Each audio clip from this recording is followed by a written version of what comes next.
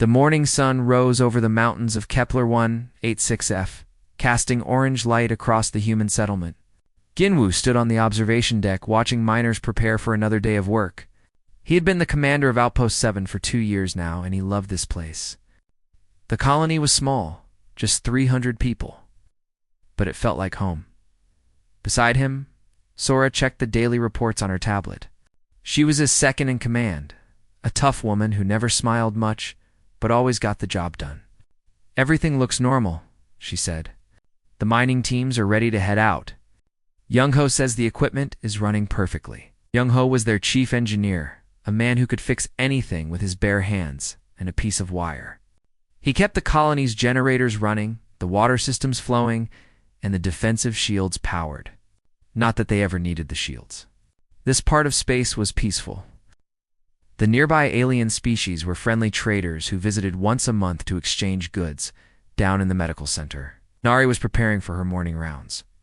She was the colony's only doctor, a young woman fresh from Earth who had volunteered for frontier duty. Most days she treated minor cuts, headaches, and the occasional broken bone from mining accidents. She hummed softly as she organized her supplies. In the communication center, Dong-yoon sat at his station monitoring the standard channels. He was barely 20 years old, the youngest officer in the colony. His job was simple but important: keep Earth informed of their status and watch for any incoming messages. He sent the daily report every morning at exactly 8 o'clock. Earth was far away, almost 3 months of travel time, but the messages moved faster through the quantum relay network. The colony existed for one reason: rare metals. The planet beneath them held deposits of elements that Earth needed desperately for building faster ships and better technology. The miners worked hard, but they were well paid and well treated. Families lived here. Children went to school in the small building near the central plaza. People had gardens and small pets and dreams of returning to Earth someday with enough money to retire. Jinwoo walked through the colony streets, greeting people by name. He knew everyone. There was Minji, who ran the cafeteria and made the best synthetic coffee in 3-star systems. There was Hajun, the hydroponics specialist who grew real vegetables in the greenhouse domes. There was Yunseo, a miner who sang old Earth songs while she worked, her voice carrying through the cum channels and making everyone smile. The Keltharian trading ship arrived on schedule that afternoon. The Keltharians were a peaceful species, tall and thin with gray skin and 4 arms. They traded biological samples and rare plants for human-made tools and computers. Captain Veshina, as the humans called him, always brought gifts for the children. This time it was glowing stones that changed colors when touched. "Your colony grows each time I visit," Veshiana said to Jinwoo as they completed the trade. "Humans are ambitious builders. We try to make a good life out here," Jinwoo replied. "Thank you for the stones. The kids will love them." Vesina's expression shifted. Something humans had learned meant concern. "Commander, I must warn you. There are rumors in the outer sectors. The Draken Collective is expanding their territory. They are not like us. They believe in conquest." Jinwoo nodded. "We've heard the reports, but we're far from their space. We have defensive systems if needed." "I hope you are right, my friend." Veshina departed, his ship vanishing into the stars. That night, Jinwoo couldn't sleep. Something about the Keltharians' warning bothered him. He went to the command center where Sora was working late. "You feel it too?" she asked without looking up. "Maybe we should run a drill," Jinwoo said. "Test the evacuation procedures. Make sure everyone remembers where the shelters are. I'll schedule it for tomorrow." But tomorrow never came. The attack began at dawn. No warning. No communication. No chance to surrender. Dong-yoon was at his station when every alarm in the colony started screaming at once. His screen showed massive ships dropping out of hyperspace directly above them. Ships he didn't recognize. Ships with weapons already charging. "Commander," he screamed into his radio. "We have incoming hostiles." Jinwoo was running before Dong-yoon finished the sentence. "Raise the shields. Get everyone to the shelters." Young-ho activated the defensive barriers, but they weren't designed for military assault. They were meant to protect against asteroids and radiation. The first plasma blast hit the shield, and it flickered. The second blast broke through. The third blast destroyed the southern residential section. Sora was coordinating the evacuation, her voice steady despite the chaos. Move to the underground shelters. Families first. Help your neighbors. Nari grabbed her medical kit and ran toward the damaged section. People were screaming, bleeding, trapped under collapsed buildings. She worked frantically, pulling a child from the rubble, stopping the bleeding on a woman's arm, shouting for help. The alien ships began landing. Armored soldiers poured out, 7 feet tall, with black scales and red eyes. They carried weapons that fired superheated rounds. They shot anyone who moved. Jinwoo fired back with the colony's limited weapons, trying to cover the civilians fleeing toward the shelters. Beside him, Sora took a hit to the shoulder but kept firing. "Get to the children?" she yelled. Young-ho was in the power station, trying to overload the reactor. If he could take it critical, maybe he could take some of the enemy with them. But the aliens broke through the door before he could finish. They gunned him down without hesitation. Dong-Yoon activated the emergency beacon with shaking hands. It was automatic, designed to send a distress call directly to Earth Fleet Command. The signal launched into space, just as the communication center exploded around him. Nari got 12 children into a storage vault and sealed it from the inside. She held them close as the sounds of weapons fire echoed through the walls. "Be quiet," she whispered. "Be very quiet and very brave." The massacre lasted 6 hours. When it ended, 273 humans were dead. 27 survivors remained hidden in sealed shelters deep underground, praying the aliens wouldn't find them. The alien commander stood in the ruins of the colony and recorded a message. "This is what happens to humans who trespass in Draken territory. Retreat from our space or every colony will burn." He uploaded the video to every communication channel in the sector, ensuring every species would see it. He believed it would make humanity afraid. He was wrong about everything. The emergency beacon traveled. Through quantum space at speeds faster than light itself. It carried coordinates, colony identification codes, and automated distress protocols. 41 hours after Outpost 7 fell silent, the signal reached Earth Fleet Command in Geneva. Lieutenant Yemen was monitoring the deep space channels when the alert flashed across his screen. His coffee cup hit the floor as he read the automated message. "Colony under attack. Catastrophic casualties. Immediate assistance required." He hit the alarm button. Within seconds, Admiral Haijin was in the command center, still pulling on her uniform jacket. She was 60 years old, gray hair tied back severely, with eyes that had seen 3 colonial wars. She read the report in silence. "Get me President Sunmi," she said quietly. Too quietly? Her staff knew that tone. It meant someone was about to pay dearly. Across Earth, alarms began to sound. Military bases went to full alert. Ships and docks started emergency launch preparations. Soldiers on leave received recall orders. The entire defense network activated within the hour. President Sunmi convened the United Earth Council in the emergency chamber beneath Seoul. Representatives from every nation attended via hologram. There was no debate about jurisdiction or authority. When humans died in space, Earth spoke with one voice. The footage from the Draken commander's broadcast reached Earth 3 hours later. It played in the council chamber. 273 dead. Children murdered in the streets. Civilians shot while trying to surrender. The aliens standing in the ruins, making threats. Demanding humanity abandon the outer territories. President Sunmi watched it twice. Her face showed nothing. When it finished, she looked at Admiral Haijin. "What are our options?" "We can negotiate. File a complaint with the Galactic Council. Request mediation." "And the other option?" Admiral Haijin stood straighter. "We can show them why humanity doesn't negotiate with murderers." The vote was unanimous. Not a single dissenting voice. Fleet Admiral Kungmen received his orders at dawn. He was the commander of humanity's 7th Fleet, the largest military force Earth had ever assembled. 37 warships, 200 fighter craft, and 15,000 Marines. The fleet had never been deployed at full strength before. "All ships prepare for immediate departure," He broadcast across the fleet channels. "This is not a drill. We are going to war." Captain Jiho commanded the dreadnought Inchin's Revenge, humanity's most powerful warship. She had been designed to fight alien capital ships but had never seen real combat. Her crew of 800 began loading weapons and running final system checks. "What's the target?" her weapons officer asked. Jiho looked at the classified orders on her screen. "Everything." In the Marine Corps base on Luna, Major C.O. Kajin assembled his orbital drop battalion. 2,000 soldiers trained for high altitude combat insertions.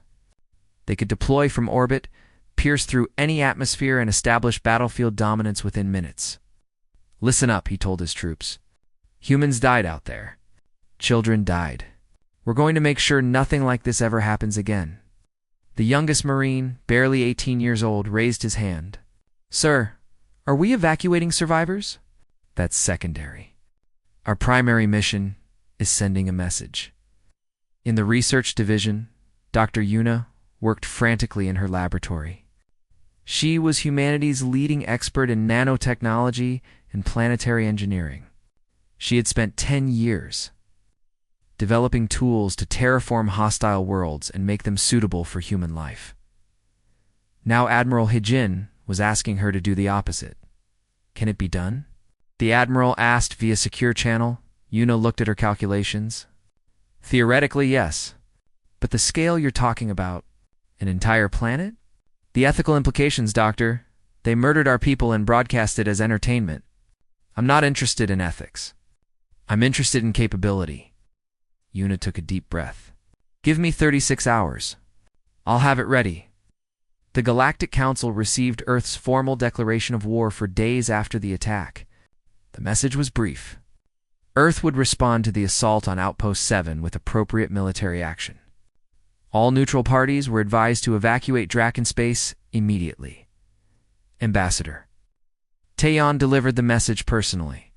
He was humanity's representative to the Council, a diplomat who had spent 20 years building relationships with alien species. Now he stood before them with a different message. "Earth gave you all a chance," he said. "We joined your council. We followed your laws. We traded peacefully. We asked only to be treated with the same respect you demand for yourselves." The Keltharian representative stood. "Ambassador, we share your grief. But total war, this is not the answer. Work with the Council. File charges? Seek justice through proper channels." Taeyeon's expression hardened. "Justice? You want us to file paperwork while our children are buried?" "No. You had centuries to make the Draken Collective follow your rules. They ignored you. They'll listen to us." The Council erupted in argument. Some species supported Earth's right to respond. Others warned that aggressive retaliation would destabilize the entire sector. A few quietly began recalling their own ships from anywhere near Draken territory, back on Earth. Families of the Outpost 7 victims gathered in memorial centers. They watched news reports of the military mobilization. Some protested, holding signs demanding peaceful solutions. Most simply wept. Minji's family received notification that she had died in the initial bombardment. She had been cooking lunch for the colony when the plasma blast hit the cafeteria. Her daughter, safe on Earth, stared at her mother's last message, sent just hours before the attack. "The sunrise here is beautiful. I love you. See you next year." Young-Ho's parents learned their son had died trying to protect others. The military officer who delivered the news said he was a hero. It didn't make them feel any better. Nari's emergency beacon was still transmitting from the sealed vault. She was alive, along with 12 children, surviving on emergency rations and recycled air. She didn't know if anyone was coming. She didn't know if Earth had received the distress call. She just kept the children calm and hoped. The 7th Fleet departed Earth on the 6th day. 37 ships rising from orbit in perfect formation, their engines burning bright enough to be seen from the ground. Millions of people watched them go, some cheering, some praying, all wondering if humanity was doing the right thing. Fleet Admiral Kangman stood on the bridge of his flagship, looking at the star charts. The journey to Draken Prime would take 23 days at maximum jump speed. 23 days to plan, 23 days to prepare. 23 days for the enemy to realize their mistake. Set course for Draken Prime, he ordered. Not the border colonies, not their military bases, their homeworld. His officers exchanged glances. Attacking a species' homeworld was considered the ultimate escalation in galactic warfare. It meant you weren't fighting for territory or resources. You were fighting for annihilation. Sir, his tactical officer said carefully. The Galactic Council specifically forbids. I'm aware of what the Council forbids. I'm also aware that the Council did nothing while our people were slaughtered. Proceed with the order. The fleet jumped to hyperspace, vanishing from Earth's solar system. Behind them, Dr. Yuna loaded her nano-weapon prototypes onto a military transport. President Sunmi signed the final authorization codes. Admiral Hyjin updated the tactical plans, and in the ruins of Outpost 7, the Draken soldiers celebrated their victory, never imagining that they had just made the worst mistake in their species. History, the Draken Collective had ruled 12 star systems for 400 years. They were warriors, conquerors who believed strength was the only law that mattered. Their empire was built on the ruins of 6 species they had completely destroyed. High Commander Vraxis sat in his throne room on Draken Prime, watching reports from the frontier. The attack on the human colony had been perfect. Quick, brutal, and recorded for maximum impact. He expected the humans to retreat, maybe file protests with the Galactic Council. Perhaps abandon a few outer colonies instead. His sensors detected an entire human fleet heading straight toward Draken space. They're bluffing, Vraxis told his war council. Humans are weak. They cry about peace and cooperation. They won't actually fight. His intelligence officer, a scarred veteran named Thrakos, wasn't so sure. Commander, they're not heading for our border stations. They're coming here. To the homeworld? Vraxis laughed. Perfect. Let them come. We'll destroy them in our own space and show every species what happens when you challenge Drakon supremacy. He sent orders to recall the fleet. Every warship, every battle group, every carrier was to return to Draken Prime immediately. He would crush the human attack force in one decisive battle, and then finish conquering their colonies at his leisure. It was exactly what fleet Admiral Kangman wanted him to do. The human fleet dropped out of hyperspace at the edge of the Draken system on day 19. They came in battle formation, shields raised, weapons ready. Kangman stood on his bridge and studied the tactical displays. Draken fleet composition. He asked, 87 capital ships, 300 support vessels. Estimated 40,000 fighters, his tactical officer reported. They outnumber us significantly. Kangman smiled. Quantity versus quality. Let's see how that works for them. Commander Minseo, deploy your carrier group. I want our fighters engaging theirs before they can organize. Commander Minseo commanded the carrier Bizon's Fury. Her fighter wings launched in perfect waves. 400 spacecraft, screaming toward the enemy. The human pilots had trained for this moment their entire careers. The Draken fighters came to meet them in massive clusters, relying on overwhelming numbers. It was a mistake. The human fighters flew in coordinated patterns, using tactics the Draken had never seen before. 3 fighters would target a single enemy, one drawing fire while the other 2 attacked from unexpected angles. Pilot Hyunwoo destroyed 6 Draken fighters in the first 10 minutes. His wingman Sujin got 5. All across the battle space, human pilots proved what training and tactics could do against brute force. Enemy fighters breaking formation? Minseo reported. They're panicking. Press the advantage, Kangman ordered. All ships advance. Target their capital ships. Captain Jiho brought the Inshin's Revenge into optimal firing range. The Dreadnought's main cannons could punch through any armor humanity had ever encountered. Time to see how they worked against Draken shields. The first volley struck a Draken battleship dead center. The shields held for exactly 2 seconds before collapsing. The armor beneath lasted another 3 seconds. The battleship exploded, debris scattering across space. Target destroyed, Jiho's weapons officer reported, voice shaking with adrenaline. Reloading main batteries. All across the battlefield, human ships were proving their superiority. The Draken had numbers, but their technology was 3 generations behind. Their shields couldn't stop human weapons. Their armor couldn't withstand sustained fire. Their tactics were straightforward charges that human commanders countered easily. Varaxis watched in growing horror as his fleet was torn apart. This is impossible. How can they be this strong? Thrakos understood before his commander did. They've been preparing for war with someone like us for decades. We've been fighting primitives. They've been building weapons to fight equals. Retreat. Pull back to planetary defenses. But Kangmin had anticipated that too. A second human battle group, commanded by Admiral Bowman, dropped out of hyperspace behind the Draken fleet. They were trapped. The battle lasted 14 hours. When it ended, the Drakon Collective's fleet was destroyed. 79 capital ships reduced to debris. Hundreds of support vessels scattered or surrendered. Thousands of fighters drifting as wreckage. The human losses, 3 ships moderately damaged. 62 fighters destroyed. 417 personnel killed in action. Kongmin broadcast on all frequencies. Draken forces, you are defeated. Surrender your planetary defenses, and you will be treated according to the laws of war. Refuse, and we will proceed with our mission objectives. Varaxis, from his bunker deep beneath the capital city, sent back a defiant message. We will never surrender to inferior species. Dracon Prime has defenses that will Captain Jiho destroyed the planetary defense grid with 6 precisely targeted shots. The massive weapons platforms that ringed the planet went silent, their reactors overloading one by one. Defensive systems neutralized, she reported. Planet is defenseless. Kangmin contacted Earth on the quantum channel. We have orbital superiority, awaiting final authorization.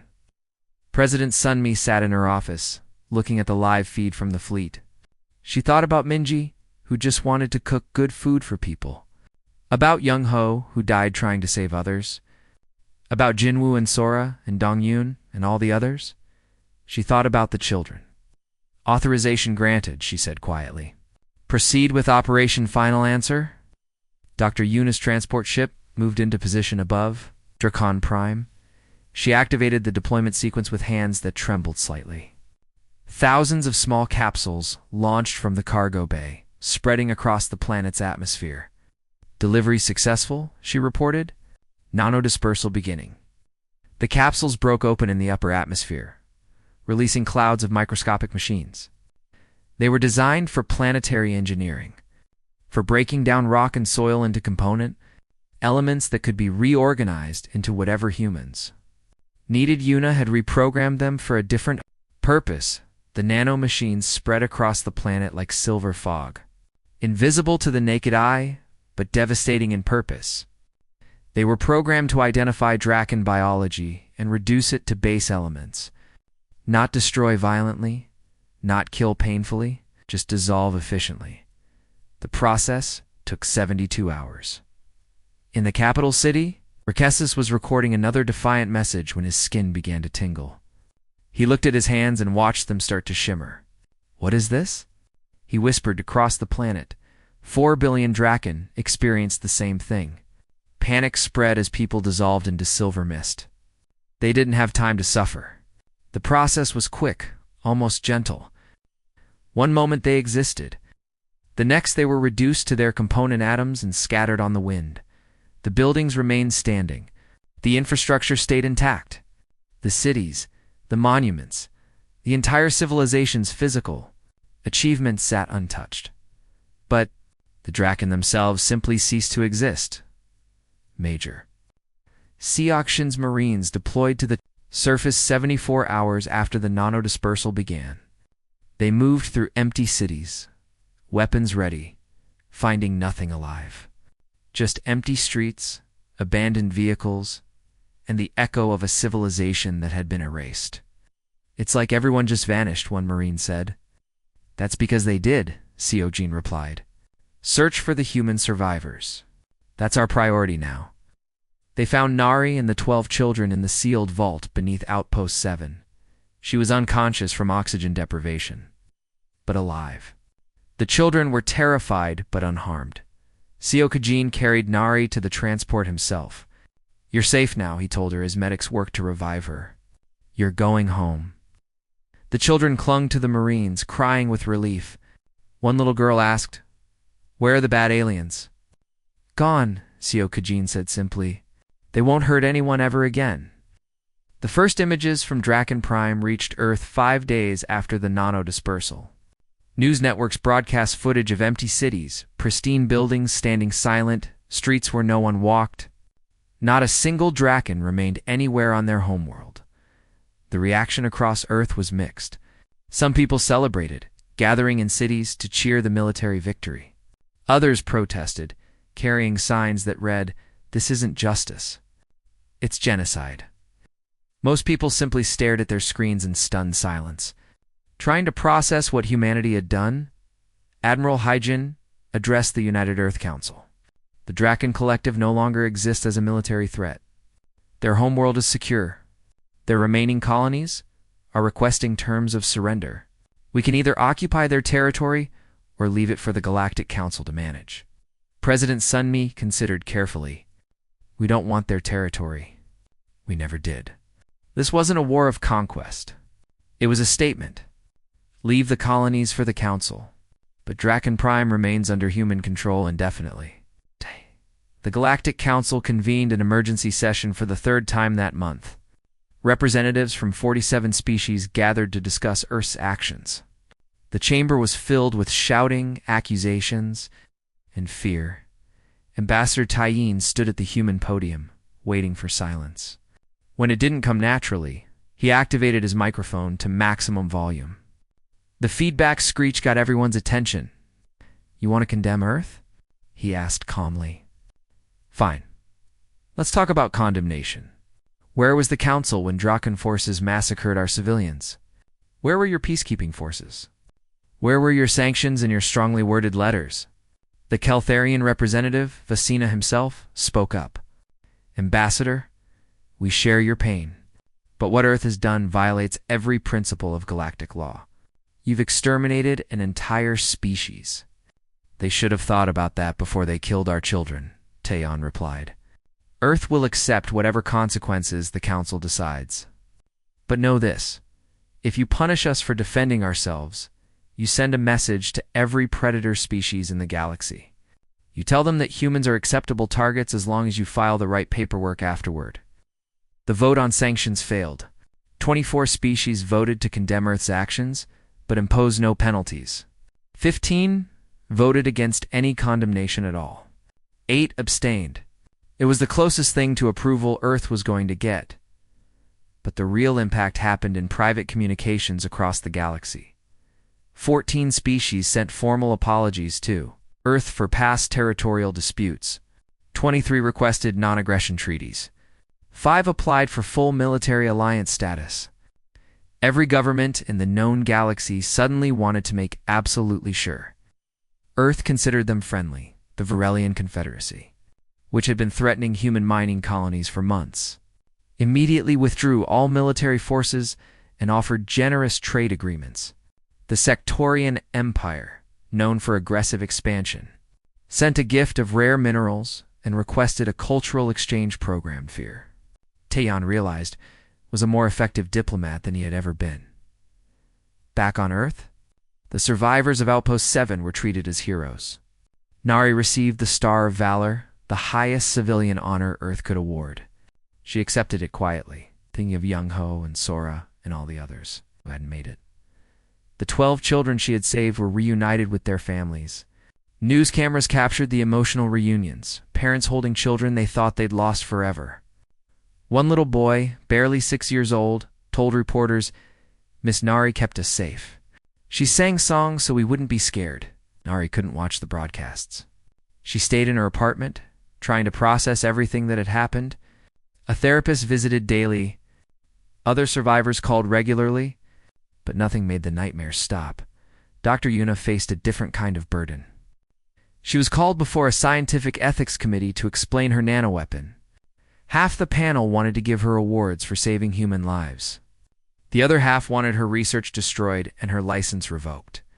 Do you understand what you've created? One committee member demanded.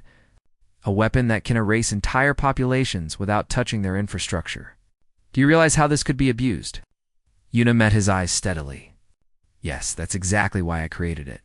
To make sure anyone who considers attacking humanity knows what we're capable of. Deterrence only works if the threat is real. And if Earth decides to use this weapon again. Against another species? For less justifiable reasons? Then that's a political question, not a scientific one. I built a tool. How Earth chooses to use it isn't my decision. The committee ultimately ruled that her research would continue, but under the strictest security protocols ever implemented, only 3 people on Earth would have access to the complete designs. Yuna wasn't sure if she felt relieved or terrified. Fleet Admiral Kung Men returned to Earth to a hero's welcome. Parades filled the streets of Seoul, New York, Lagos, and Shanghai.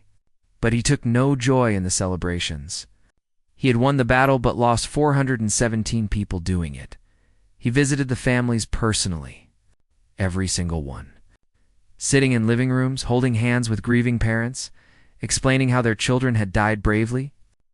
Some families thanked him. Others screamed at him, blaming him for not protecting their loved ones. He accepted both with quiet dignity at one house. A mother whose son had died flying a fighter asked him a question that haunted him. Was it worth it? All this death and destruction? Did we accomplish anything other than revenge? Kungmin thought carefully before answering. Your son died protecting others.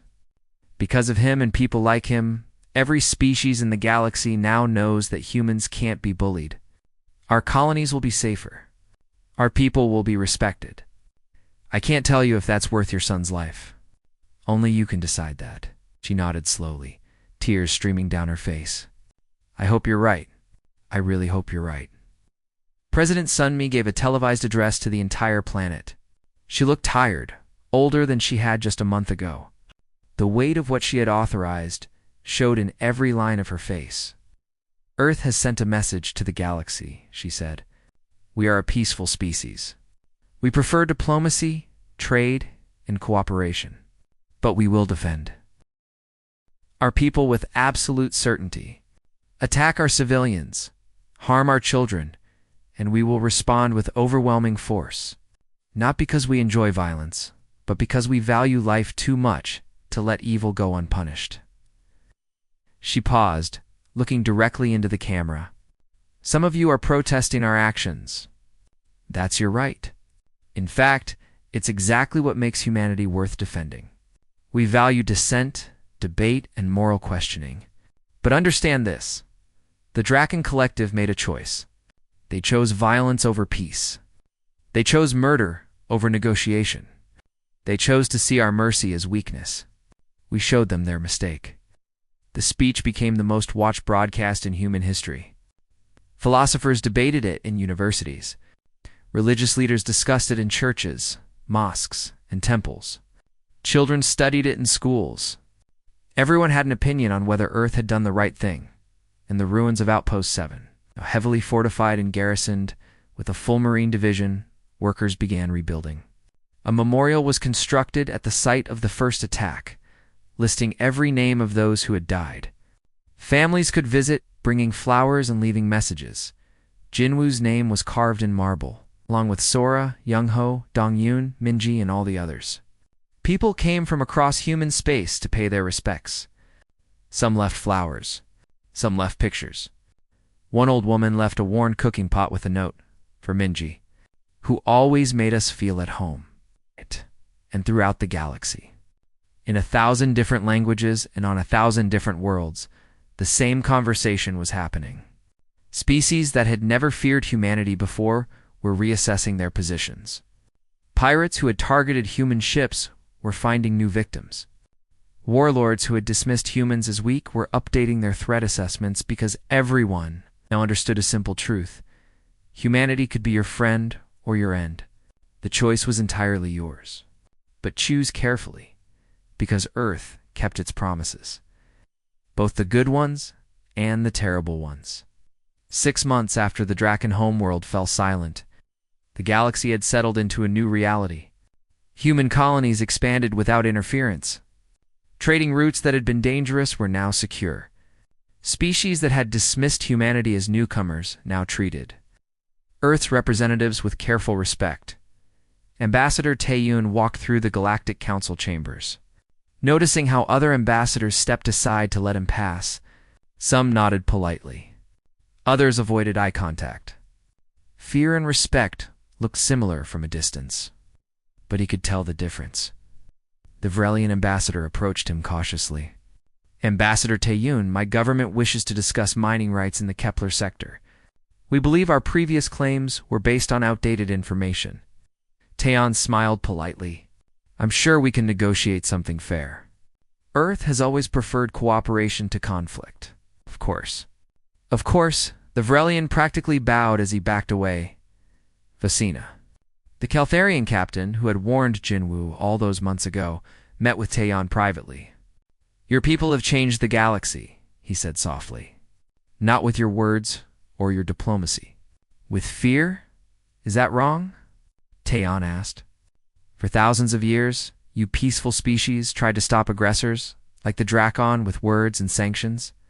How many civilizations did they destroy while you debated proper procedure? 7, Vashina admitted. We lost 7 species to Draken conquest before Earth intervened. But there are costs to ruling through fear. Eventually, fear breeds hatred. Hatred breeds resistance, and will adapt when that happens. But right now, our colonies are safe. Our children sleep without worrying about bombardment. That's worth the moral complexity. On Earth, life had returned to normal for most people. The parades ended, the news moved on to other stories, and the war became history. But for those who had been directly involved, normal was harder to find. I worked in a hospital in Seoul, treating patients and trying not to think about the vault where she had hidden 12 children while people died above them. She still woke up screaming sometimes, hearing the sound of plasma weapons and collapsing buildings. Her therapist told her it would get easier. It hadn't yet. One day, one of the children she had saved came to visit. Jisoo was 8 years old now, smiling and healthy, holding her mother's hand. Miss Nari, we wanted to thank you again. Nari knelt down to hug her. You don't need to thank me, sweetie. I'm just glad you're okay. Mommy says you're a hero. She says you saved my life. You were very brave, Nari replied, fighting back tears. All of you were... After they left, Nari sat in her office and cried. Not from sadness exactly, but from relief. The children were okay. That had to be enough. Dr. Yuna continued her research under heavy security. She had been moved to an underground facility where armed guards checked everyone's credentials 3 times before allowing entry. Her nanotechnology was now classified at the highest level. She worked on peaceful applications now. Systems for terraforming and mining and construction, but she knew the weapon designs were stored in secure servers, ready to be deployed if Earth ever needed them again. The knowledge couldn't be unlearned. The capability couldn't be erased. Some nights she wondered if she was a genius or a monster. Most nights she decided she was probably both. Fleet Admiral Kungmin, retired from active service, and took a teaching position at the Naval Academy. He taught young officers about tactics, strategy, and the reality of command decisions. His classes were always full, students eager to learn from the man who had destroyed an entire enemy fleet with minimal losses. But the lessons he considered most important weren't about tactics.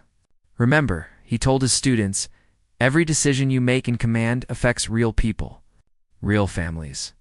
When you order an attack, people die. Some of them will be enemies who deserve it. Some will be innocent bystanders who don't. You have to live with that weight. If you can't choose a different career... He visited the memorial at Outpost 7 once a year, standing silently before the wall of names. People who had trusted him to keep them safe. People he had failed to protect, even though he had avenged them. Victory didn't erase loss. Captain Jiho was promoted to admiral and given command of the new 9th Fleet. Her ship, the Inchin's Revenge, became famous across human space. Children played with toy models of it. Pilots dreamed of serving aboard it. She hated the celebrity but did her duty. When asked by a reporter how it felt to be a war hero, She said simply, "I did my job. People died, one. None of that makes me a hero. It just makes me a soldier who followed orders." Major Siokajin continued leading his Marine battalion. Now permanently stationed at Outpost 7, the colony had been completely rebuilt, larger and more fortified than before. 2,000 Marines guarded it around the clock, making sure nothing like the massacre could ever happen again. He walked the streets that had once run with blood, now clean and peaceful. Children played in parks that had been blast craters. Families lived in buildings constructed on the ruins of what the Draken had destroyed. Life continued as it always did. One of his Marines asked him once, "Sir, do you think we did the right thing? Wiping out their whole planet." Siokajin considered carefully. "I think we did the necessary thing. Whether it was right or wrong isn't for soldiers to decide.